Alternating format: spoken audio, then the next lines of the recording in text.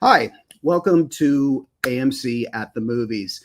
I'm Jon Spurney, and today we're going to be talking about the business of Hollywood. If you're watching this, obviously you're somebody who loves movies or is interested in movies. And I think, cinema still remains, to my mind, the most transporting and enveloping form of entertainment really ever created. And, when we're sitting in a dark theater or even just on our living room couch, a great film can make us completely lose ourselves in a way that other art forms cannot. And these incredible experiences are obviously dependent upon the talents of the people who create them, the actors, writers, and technicians that physically create these stories that so enthrall us. But those people themselves are, of course, dependent on the financial backing that is provided by the business entities that actually pay for the production and distribution of these films that we all love so much. So last time we talked about the importance of technology in the creation of the golden age of Hollywood, about how cinema is an art form reliant on machines. And we saw how the development of new technologies spurred greater success in Hollywood movie making. But as much as American cinema is based on technology, it's just as much based on business, the financial machinations of cinema production. And changes in the way that business is done have had a sizable effect on American movies throughout the history of American cinema, and especially during Hollywood's golden age, which is, of course, the period we're interested in here. So let me start by saying that in 1937, so peak Hollywood golden age, Franklin Delano Roosevelt, who was then the president of the United States, made a salary of $75,000 a year. But at the same time, Louis B. Mayer, the founder and head of MGM Pictures, made a salary of $1,300,000 a year. Mayer was the highest paid man in America. And he was the first person in American history to make $1 million salary, which in 1937 is the equivalent of over $20 million today. So Hollywood was obviously incredibly successful and producing enormous wealth for not just for Louis B. Mayer, but for a lot of people. So how did Hollywood produce this incredible wealth, especially during the depths of the Great Depression, when the economy of the United States was at its lowest ebb? Well, I think it's important to remember during this time, and we've talked about this earlier, that before the invention of television, movies were the only form of visual entertainment available to most people. So during the 1930s and the 1940s, the average American went to the movies 3 or more times a week. And just to put things into perspective, today, the average American goes to a theater to see a movie about 2 or 3 times a year. So things have really changed. There are still 5 major movie studios, and these days, each studio produces 8 to 10 movies a year. But in the golden age of Hollywood, there were also 5 major studios, and each one of those studios made 50 movies a year, basically put out a movie every week. There were 5 new movies in the theater every week. And that large output obviously allowed for large financial return and large profits, generated a lot of income. But the only way the studios were capable of creating this much content, and I mean, it's kind of mind-boggling, to make a movie every week is incredible. And the only way the studios were capable of creating this much content was to industrialize the making of cinema, to apply the process of mass production to the creation of mass entertainment. By the 1920s, the mass production of consumer goods was very common in America. And thanks to the advent of the assembly line, which was used most famously by Henry Ford to mass produce his Model T automobile in Detroit, Michigan. And the heads of the 5 major studios, and during the golden era, that was Paramount, Fox, MGM, Universal, and RKO. They followed this mass production template, and the methodology they used to do that, we now call the studio system. So what was the studio system? And by the way, though most of the studios I just mentioned still exist in name, the studio system does not exist anymore for reasons we will discuss later. So the studio system was an attempt to industrialize the creation and distribution of motion pictures. And they did this with great efficiency using a process called vertical integration. So what is vertical integration? Vertical integration is a system in which the supply chain that a company is dependent on is owned by the company itself. So basically, the producer owns all of the means of production. So a modern example of vertical integration would be your iPhone. When the iPhone was first introduced, it ran on CPU chips made by Samsung, obviously a different company than Apple. But now Apple produces their own chips, which allows them to save money and increase the power of their products by controlling both the design of the phone and the design of the chip that powers the phone. That's vertical integration. So similarly, the studio system used vertical integration to control all of the components necessary for the creation of a motion picture. So each studio owned a huge lot. This is the Metro Goldwyn Mayer, the MGM lot in the 20s. Each studio owned a huge lot with numerous sound stages in which to shoot their films. Each studio kept all of their creative personnel under long-term contracts, controlling which studios and films they could work on or for. And each studio even controlled the exhibition of their films. And this is something that I never knew about because when I was a kid, it had already stopped existing. So I didn't know about this till I was an adult. But during the golden age of Hollywood, you could only see a certain studio's film in a theater that was owned by that studio. There were not independent movie theaters like there are now, which show multiple movies made by multiple studios. And so we shall see that this particular practice was one of the main factors that led to the ultimate collapse of the studio system. So during the classic Hollywood era, the vertical integration of the studio system allowed for the mass production of movies, just like an assembly line would allow for the mass production of automobiles or refrigerators or whatever consumer good. So during the studio era, a staff of writers working under contract only for a particular studio would produce a script. Actors who were under contract to that studio would be selected for each role in that script. A staff director, under contract to that studio would be chosen to direct the script. The film would be shot on the studio's own sound stages and backlot. The film would be edited by a staff editor, scored by a staff composer, and the film would even be developed in labs that the studio owned, creating the final prints to be exhibited. And when those prints were ready to be exhibited, they would only be screened in theaters like the ones we're looking at now, owned by the studio in question. And at the completion of each film's production, each one of these people would simply be assigned to the next film in the pipeline. And this allowed each studio to produce 50 films a year and enjoy the incredible profits that they enjoyed.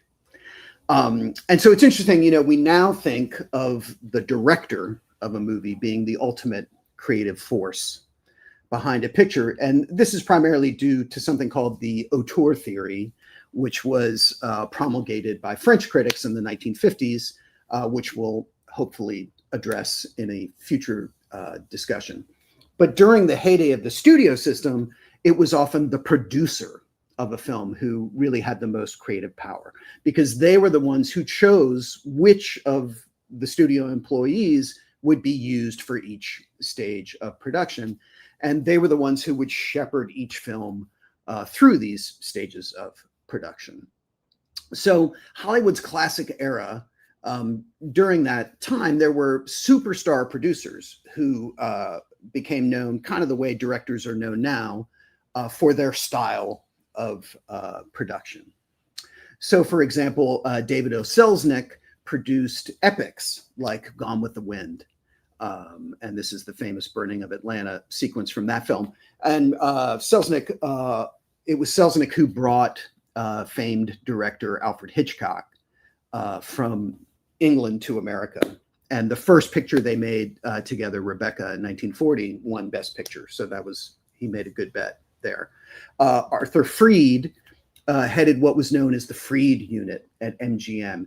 And he was responsible for some of the greatest musicals ever made, including Singing in the Rain, which you're looking at here, The Wizard of Oz, and Meet Me in St. Louis. You know, these incredibly beautiful, colorful, huge musicals were all overseen by Arthur Freed. And Halby Willis oversaw countless classic Warner Brothers pictures, including Casablanca, which we're seeing now, The Maltese Falcon, and Key Largo. That's just three of them. All three of those star Humphrey Bogart, and they're all great, and you should see all of them. Nowadays, you know, the five major studios are essentially identical, right, in terms of content they produce. All five are owned by much larger conglomerates that are beholden to shareholders. And so each studio is unlikely to take any creative risk, you know, hence endless repetitions of superhero films. And the films these companies distribute are actually often produced by independent companies rather than by the studios themselves. So there's virtually no discernible difference today between, say, a picture made by Universal or a picture made by Paramount. But during Hollywood's golden age, because of the prevalence of the studio system, which again was a business proposition, an economic system, but because of that system and the closed nature of that system within each studio, each one of the five majors really had a distinct reputation, a brand for making a certain kind of movie, even though all the studios were producing multiple genres of films at any given time. But particular studios were really known for being especially good at particular types of pictures. So MGM was the most high class of the majors, and it was known primarily for its lavish musicals. This is An American in Paris, an incredibly beautiful movie, also overseen, of course, by Freed, the Freed Unit. And, you know, on the other hand, Warner Brothers was the scrappy, unsophisticated studio, and it was known for its gritty gangster movies and crime movies like Scarface, which you're looking at here, and The Public Enemy.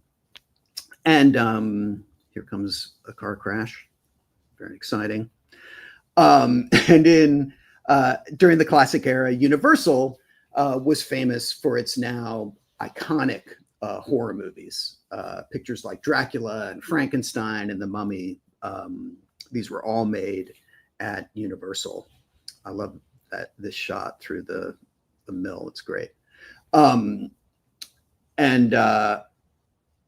Universal was the home of that genre. You know, if people went to see a Universal horror movie, they knew it was going to be good. So the studio system made this brand recognition possible because each studio had its own particular crew of professionals at its disposal, and its own particular backlot and sound stages, and its own particular production process. So there really was a difference between studios that, with the demise of the studio system, no longer exists. So if the studio system was such an efficient business and it created so much popular content, what brought about its demise? And of course, it's lawyers. Two major legal decisions in the 1940s caused the Hollywood studios to radically alter the way they did business. So the first of these two was a lawsuit brought by actress Olivia de Havilland, challenging the practice studios had of holding actors under contract and not allowing them to work outside of the particular studio that they were contracted to. So de Havilland was one of the most successful actresses of Hollywood's golden age. And she's perhaps best remembered, I think, for her performance as Melanie Hamilton in Gone with the Wind in 1939.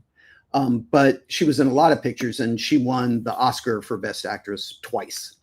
And Joan Fontaine, who was another big movie star of Hollywood's golden era, was actually her sister. But they famously hated each other. That's kind of an interesting backstage story. So we saw that a fundamental principle of the studio system was keeping talent like Olivia de Havilland under contract and thus under control. So Olivia de Havilland had signed the standard studio contract for actors, which forced her to work exclusively for Warner Brothers for 7 years. But when that 7-year period was fulfilled in 1943, she asked to be released from her contract so she could work at other studios. But Warner Brothers had suspended her occasionally when she had refused a role. Basically, the studios would punish actors if they didn't want to do the parts they were assigned. And so Warner Brothers had suspended her for the times she had refused a role. And Warner Brothers argued that these periods of suspension, which in de Havilland's case, by Warner Brothers calculation, amounted to 6 months, had to be added to the original 7-year term of her contract. And she didn't agree with that. She sued the studio and she won. And so the result was a law in California, still known as the de Havilland Law, which stipulates that no one can be held under contract for a period of more than 7 years. And this law is still used by entertainers to this day to get out of onerous contracts, not just actors, also musicians and other people. So the de Havilland Law, this decision, conferred greater creative freedom to performers and drastically reduced the studio's power over their contract employees. So that's the first legal change. The second legal decision that led to the collapse of the studio system was the so-called Paramount Decree of 1948. So as we saw earlier, part of the vertical integration of the studio system was the ownership of theaters by the studios making the movies that were shown there. So you could, for instance, only see a Paramount picture in a theater that was owned either partially or entirely by Paramount Pictures. And on top of that, the studios instituted a practice known as block booking, whereby the few independent theaters that existed were forced to purchase multiple films at a time from a single studio. So that way the studio could force independent theaters to show kind of cheaper B pictures in order to get the A pictures that audiences actually wanted to see. So the studio would sort of say, oh, you know, we have this great picture full of movie stars that everybody's going to buy tickets for. But if you want that, you also have to book these 3 other pictures that people aren't going to be so interested in. So in 1938, all of the studios, all 5, were sued by the United States Department of Justice for illegal trade practices under what's known in America as the Sherman Antitrust Act. Because the studios owning the theaters constituted an oligopoly, which is an illegal market where prices are dictated by a small number of sellers. The studios, of course, fought the suit, and it went to the Supreme Court, but they ultimately lost. And in 1948, the Supreme Court, in the Paramount Decree, what is now known as the Paramount Decree, the Supreme Court ruled that film production companies could not own film distribution companies. And interestingly, the Paramount Decree, has existed all this time, but it was actually terminated very recently in 2020 because the studios successfully argued that it was no longer relevant in a world where the vast majority of filmed entertainment is watched not in a theater, but in people's homes via streaming services. So there's no oligopoly anymore because theaters aren't that important in the business. But back in 1948, the original decision, especially when you combine it with the de Havilland decision, radically altered the way that Hollywood movies were produced and exhibited. And of course, the final nail in the coffin for the studio system was the advent of television in the 1950s. With the invention of TV, films were no longer the only source of visual entertainment people had, and people could easily watch movies and shows in the comfort of their own living rooms, as we do today. And so when TV started to gain popularity, the studios needed some way to convince people to leave their homes and go to a movie theater.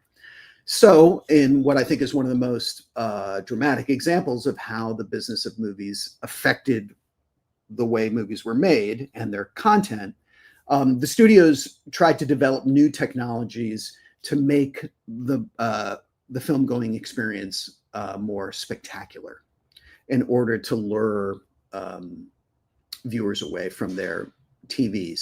And so the main way they did this in the 1950s, and we've talked about this earlier, was by altering the aspect ratio of their films. So what is aspect ratio? Aspect ratio is the aspect ratio of a film is the ratio of its width to its height. And we usually express it as two numbers separated by a colon. So initially in the silent era, films were shot with an aspect ratio of 4:3, basically a square. And this was just an arbitrary standard that Edison decided on, when in the early days of films. That clip is from The Great Train Robbery from 1906. So this is very, very early days. But with the invention of sound, the way sound works is an optical soundtrack is printed next to the image and read by the projector, which keeps the image and the sound synchronized. And so with the advent of sound, a portion of this image, the 4:3 image, had to be given over to that optical soundtrack. So that resulted in less of a square and more of a rectangle that was just slightly wider than it was high. So this aspect ratio, which is expressed as 1.375 to 1, became known as the Academy ratio because it was standardized by the Academy of Motion Picture Arts and Sciences, which is the same organization that gives out the Academy Awards. And the Academy ratio was the standard ratio for all Hollywood films during American cinema's golden age. And this is a clip from the great Double Indemnity. That's Fred MacMurray. Double Indemnity, made by Billy Wilder in 1944. Really awesome film noir that I highly recommend. But so when television came along, the studios needed to develop larger screen formats with a wider aspect ratio, widescreen, which hopefully would create a much more spectacular image than the small, square, black and white images in the early TVs that people had in their homes at that time. So this is from Ben-Hur, 1959, William Wyler, the incredibly famous chariot race sequence. And you can see how much wider the image is. And, you know, this was a big deal. Like every movie theater had to change the size of their screens. And not just that, well, let me just say this, that, you know, they were fighting against TV. And incidentally, when the aspect ratio of TVs, when they were designing the first TVs and standardizing the aspect ratio of TVs, they chose the Academy ratio because the vast majority of filmed material they were going to broadcast had been shot in that ratio in the first place. They knew they were going to be showing old movies. And so they used the old ratio of movies. And so the studios retaliated by creating this new widescreen ratio that was much more spectacular. But not only did theaters have to build new screens, this desire for a wider image created a problem shooting the films, because films were all still shot on the same 35 millimeter film in the same, you know, square 35 millimeter cameras. You know, these cameras recorded a square image, not a rectangle. So each studio created its own solution to this problem using various techniques. Some ran the film through the camera horizontally rather than vertically. Some used special lenses, the anamorphic process that distorted the image onto the film, and then you had to have a special lens on the projector that undistorted it when you projected it and made it wide. And these widescreen techniques all had famously trademarked names, which we see often in movies of the 1950s. So things like VistaVision and CinemaScope and Panavision. And many of these techniques are still used today. In fact, last year's Academy Award nominated film, The Brutalist, was shot in VistaVision, which is a 1950s process. This was the first film shot in VistaVision in like 25 years. And you can see that it's a wider image. It's not a square, it's a rectangle. And American auteur Paul Thomas Anderson, who I'm a big fan of, he has a new film coming out in September that was also shot in VistaVision. So, you know, these formats still remain. And, you know, when you see movies now, they're most likely widescreen. Although, you know, because movies are now made and projected digitally, a director can really choose whatever aspect ratio they want because it's all just manipulated by a computer. So a filmmaker like Wes Anderson will alternate aspect ratios within a single film. So if you've seen The Grand Budapest Hotel, that movie is sort of a story within a story within a story, and each story is shot with a different aspect ratio to kind of give you a clue as to which time period you're in. And that's something Wes Anderson does in his movies a lot now. He just uses whatever aspect ratio he feels like for whatever shot. But these widescreen formats were not enough to save the studio system. And it basically had ceased to exist by the 1960s.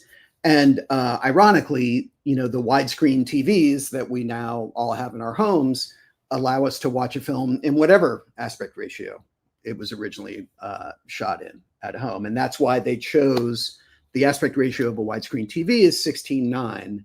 And that was literally chosen so that any Hollywood format could be shown on the same screen, which is what happens. So our next discussion is going to take place on Tuesday, 19 August at 20 hours MSK, and we'll be talking about censorship in Hollywood. And before the invention of the rating system in 1968, Hollywood tried to self-police itself and control the content that could be shown, and also tried to control the political ideas that could be expressed in films. And that obviously had a great effect on the films of Hollywood's golden era. So we'll be talking about that on 19 August, and I hope you will join us then. So I would love to take some questions. And Tatiana asks, are musicals still popular for production in Hollywood? That's a great question. And, I just watched literally Sunday night, I rewatched La La Land, which I think is a fantastic musical and owes a great debt to the Arthur Freed musicals of the MGM musicals. And just speaking of aspect ratio, that film begins with a big frame that says filmed in CinemaScope, which was MGM's widescreen format of the 1950s. So Damien Chazelle, who directed that movie, is obviously very conscious of all of the things we've been discussing. La La Land was a very successful film and was, of course, nominated for Best Picture. And there was that incredibly dramatic thing where it was mistakenly given the Best Picture Oscar before someone realized they had made a mistake, and Moonlight actually won. But the problem is that musicals are hard to market, I think, especially for men, younger men who are kind of the main market for Hollywood now.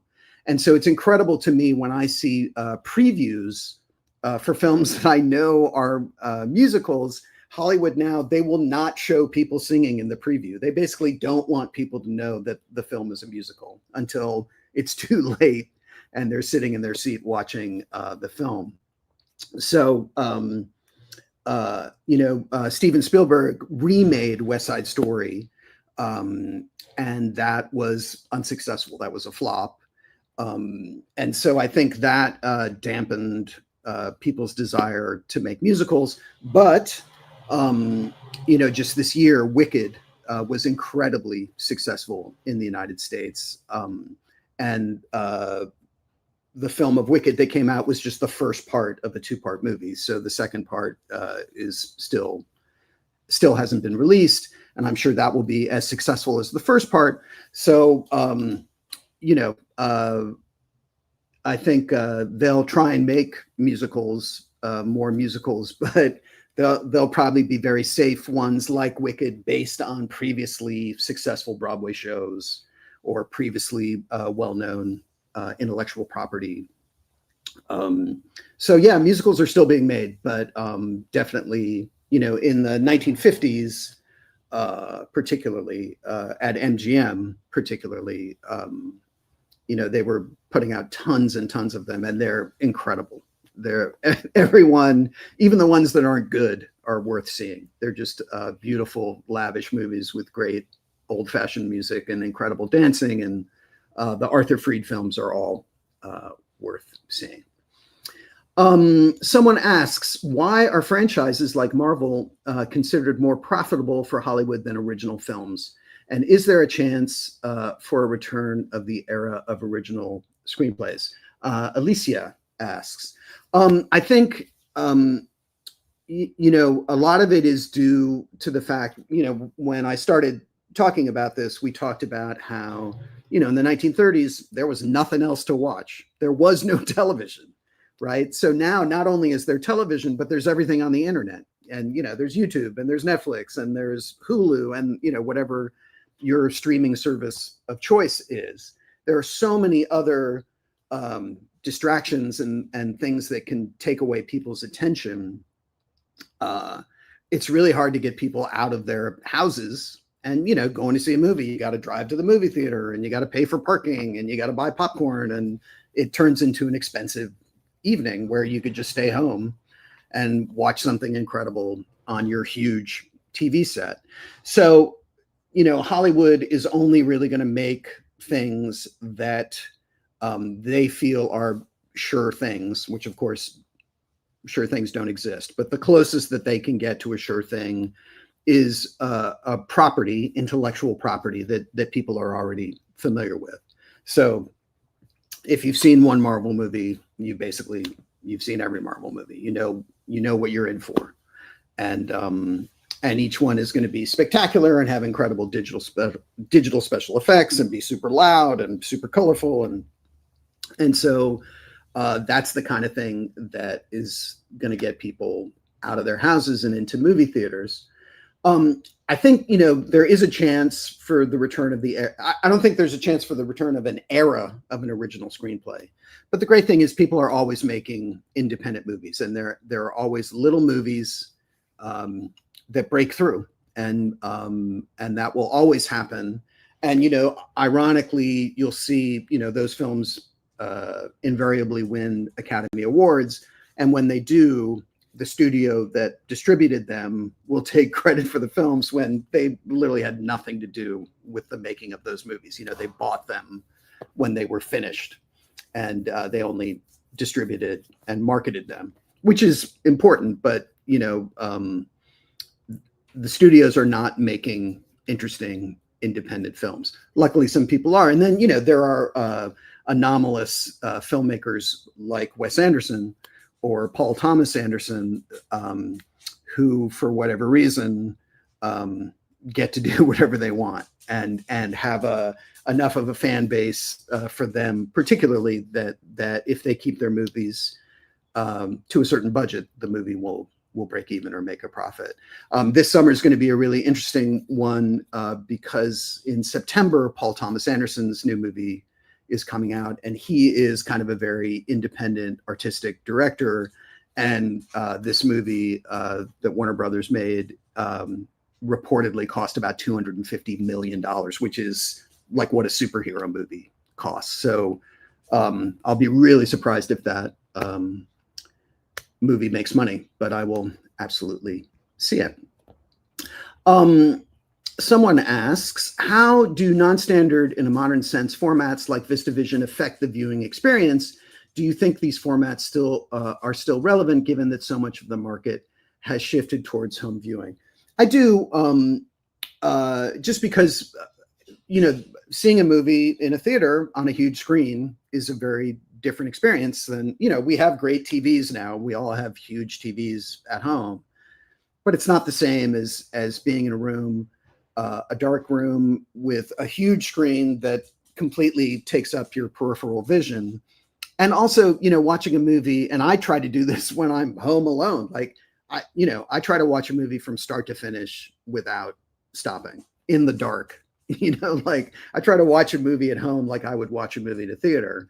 And I think most people don't do that. And, that's fine. People should watch however they want to watch. But, when you're at home, you're going to pause and, maybe get something to eat or go to the bathroom. I know a lot of people just are like looking at their phone while the movie is playing.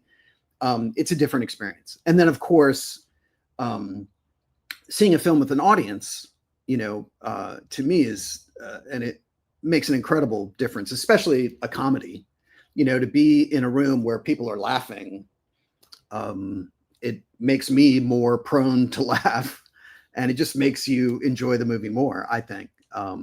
And it's a shame that moviegoing has become such a rare experience. I don't know what it's like in Russia. I assume it's very similar to what it is here, which is people don't go to the theater to see movies very often. Someone asks, what are some of my favorite musicals, classic and contemporary? I talked about La La Land. I was really struck rewatching it. It was much better than I liked it when I saw it in the theater, but it was even better than I remembered it. And when I first saw that movie, I lived in New York City, and I have since moved to Los Angeles. And so seeing that movie is really a love letter to Los Angeles, and it's a beautiful depiction of what it's like to live in Los Angeles, and that was something I really appreciated about it that I did not previously. In terms of classic musicals, I would say to anybody, please watch Singing in the Rain, which was made in 1953 by MGM. directed by Gene Kelly and Stanley Donen, and starring Gene Kelly. It's just an incredibly great movie about, it's a comedy about the shift from silent movies to sound, and just all the problems that studios encountered making that change. And I showed a clip from it when we were talking about Hollywood and technology. But it's just super funny, and the music is incredibly great. And it's Debbie Reynolds' first picture. She was 19 when she made the movie. It's just great. Everything about it is great, and I highly, highly recommend that movie. It's I think the best American musical ever made. Tatiana says, "Thank you, Jon, for your answer and your lecture. That was a great historical review of the industry." Thank you, Tatiana. I really appreciate it, and thank you for watching.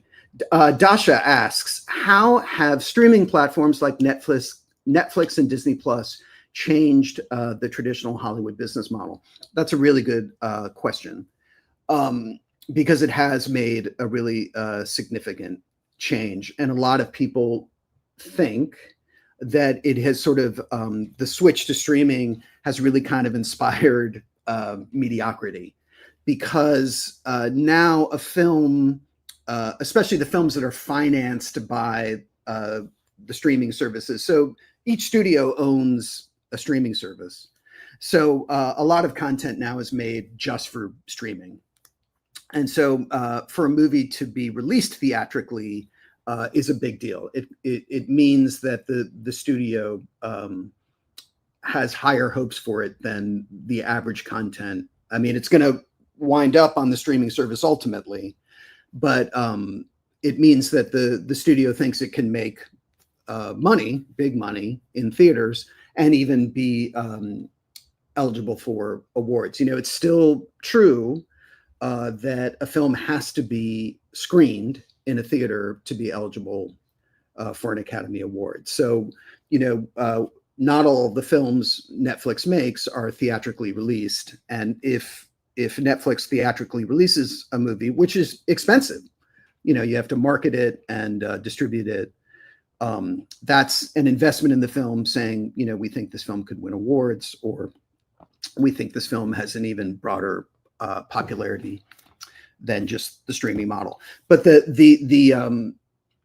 problem with content made for streaming is that you don't need to get people into a theater. A movie that's shown in a theater, people have to decide to go to the theater and pay money to see that movie. Content that's made just for a streaming service, you're at home just flipping through options, and maybe you'll watch something, maybe you won't. And the financial imperative, the business imperative behind those kinds of films is just to keep people subscribing, and it doesn't have to be this like home run Oscar-winning masterpiece, as long as somebody flipping through the front page of their Netflix account sees something that they watch while they're talking to their kids or whatever, so they keep on subscribing. So it's a much lower bar, I think, to making streaming content than making content that is screened for audiences. Alicia asks, "How has the rise of binge watching changed storytelling and episode structure in Hollywood productions?" I'm not sure. It's a hard question for me to answer, because my interest is really primarily in movies, and I guess people might binge watch a movie and its sequels, but to me, binge watching is about series like television. And now the line between television and film is increasingly blurred with the advent of streaming. Obviously, before streaming, they were two very different platforms. And in fact, to me, one of the great ironies, like when I was a kid, there was an incredible difference between acting in movies or working in movies and working in television. And working in movies was seen as exponentially superior to working in television. Movies were an art and television was a business. And with the advent of streaming and the kind of corporatization of movie making, I think now it's generally considered that the best aesthetic product is being made for television. It's being made for streamers, and you have all these movie star, people like Meryl Streep who are doing streaming, and I think it's more lucrative. It's now seen as better, and movies now are like kind of this weird ghetto because the only movies that get made are superhero picks, and it's the sort of really artistic, interesting new work is not being made by movie studios. So binge watching to me is about devouring an entire series. And it's just weird. I don't, streaming series have the aesthetics of movies. Certainly you're watching, well-made filmed entertainment, but you're watching it at home, which is a different experience. And you're kind of watching it because an algorithm suggested it to you. And I think especially binging, people binge because at the end of one episode, the next episode immediately begins playing, that kind of draws you in. And so I it's hard to binge movies because they're longer. And I remember there was a documentary, there's an incredible documentary about the history of movies that is 15 hours long. And I saw it at the Museum of Modern Art in New York City, and it was literally screened over 2 days. So the first day they screened 7 hours of it, and the second day they screened 8 hours of it. And I can remember when it was done, the lights coming up on the second day, and just standing up and looking around and seeing the few people that you had seen the previous day that you knew had seen the whole thing. And we all kind of acknowledged each other. And that's very different, I think, than just being at home and watching 4 episodes of, whatever show you're obsessed with. So I think of binge watching as a TV thing and not a movie thing. Okay. So, okay. Sorry. Someone asked, Tatiana, what do you think of the film Anora? I was surprised it won the Oscar and even disappointed. I enjoyed Anora, I especially enjoyed it at its success. It won Best Picture because it and this is kind of a perverse take. It was the least financially successful Best Picture winner in the history of the Oscars. Not a lot of people saw it in theaters. And to me, it was just it was kind of a triumph for non-superhero, non-franchise IP movies. American movies have just been so overtaken by the same things over and over and over. And every movie is about a Marvel superhero, that to see a little movie that goes against the grain win was very heartening to me. And I completely understand you're not liking it. It's I won't say it's a difficult movie, but it's too long. I would say that for sure. And it's a weird, if you like genre movies, that's a strange movie because it's basically like 3 different genres, one after the other. It switches gears a lot. And I think that might make it a hard watch for some people. And I'd be interested, maybe, it's about Russians and maybe for Russian people, the portrayal of Russians in that movie is not a positive one. And I don't know, but I thought it was well acted, and I love Sean Baker, the guy that wrote and directed that movie, has made several movies previously that I really enjoyed. And I support him as a figure of the guy who made Anora, just for what he's doing and just being a figure outside of this huge corporate Hollywood that now exists. And you have every right to not enjoy Anora. That's the great thing about movies and everything. Like, people like different things. Tanya asks, hello, when did independent cinema appear?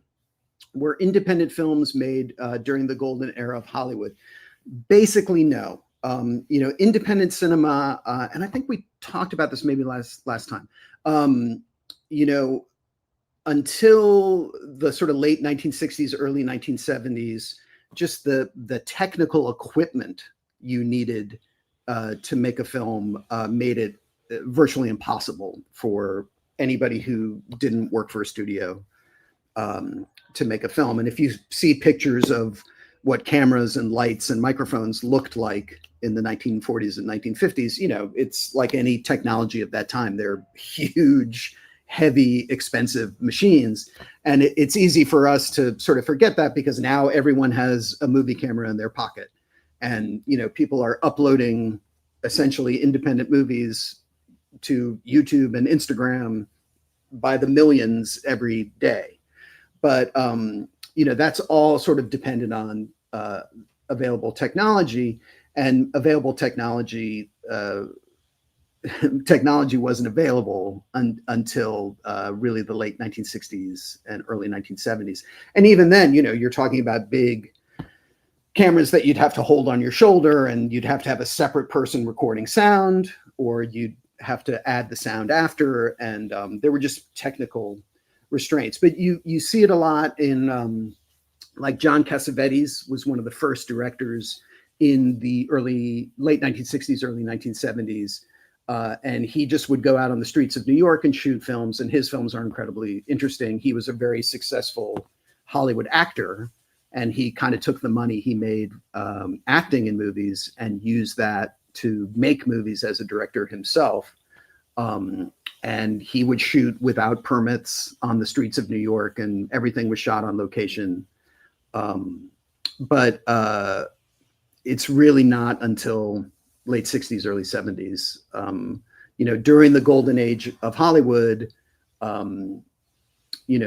there were 5 studios making 50 movies a year. And those were the people who made movies, and those were the only people, we just saw in this talk, like, and they're still here. If you drive around Los Angeles, these companies have these huge backlots. I mean, when you drive around and see the studios, they're enormous, and there would be like a New York street, and then a medieval castle, and MGM had a paddle wheel steamboat, and they would just redress them for different movies to make them look like they were in different periods. But it just took incredible amounts of money and space and time. And as we saw during the golden era, Hollywood was making so much money, they were able to build all these incredible facilities to make these movies, and it just kind of snowballed. The sad thing is, when the studio system collapses, in the 1970s, the studios start realizing that these enormous backlots that they had were literally more valuable as real estate than they were as places to make films. So most famously here in Los Angeles, there's a big neighborhood here called Century City, which is all these skyscrapers. It's a big real estate development. And Century City literally only exists because the movie Cleopatra, which was made in 1963, it's the movie where Elizabeth Taylor met Richard Burton. Cleopatra was one of the most infamous flops in the history of movies. It was incredibly expensive to make and went hugely over budget, and did not succeed financially. And it was such a big flop that the studio that made it, 20th Century Fox, was going to go bankrupt. It literally was bankrupting the studio. And the only way to save the studio was to sell their backlot. The the real estate where they made all their films. They sold it to real estate developers, and they built what is now known as Century City because it was part of 20th Century Fox. And so when you drive by Century City, that was the Fox lot. But because of Cleopatra, they had to sell it. Fun fact, if you're ever in Los Angeles, Tatiana says, Hollywood Golden Age movies is romance and dream to Russians. We love them so much. I'm so glad. Me too. There's a kind of hope for the pattern that good will ever conquer evil. The music as well adds, and the actors love this parallel you've made, TV commerce versus movies as art. Thank you so much. And I totally agree with you. You know, one really beautiful thing about Golden Age Hollywood movies is they always have happy endings, you know, which is just beautiful, I think. Can you recommend a good movie related to Hollywood or the film industry? There are a lot, Alicia. Boy, I'm trying, you know, it's weird. I think of Singing in the Rain is really a movie about making movies. It's all about the studios. It's also a musical, but it's great. I'm trying to, there must be some, I'm sorry, you kind of put me on the spot. I mean, La La Land also is kind of a movie about, it's about being in the entertainment industry and making movies. I'm sorry, I'm just having a total mind. I don't know. Next time, I'll make a list. I promise. Okay. Tom, thank you for watching. I think we're out of time, and I just want to remind you guys that the next talk, now I forget when it is. I said when it's on 19 August, and we're going to talk about censorship, which is actually a very interesting topic, I think. So thank you all again for watching. Thank you so much for your questions. I really appreciate them. And we will see you on Tuesday, 19 August. Thanks.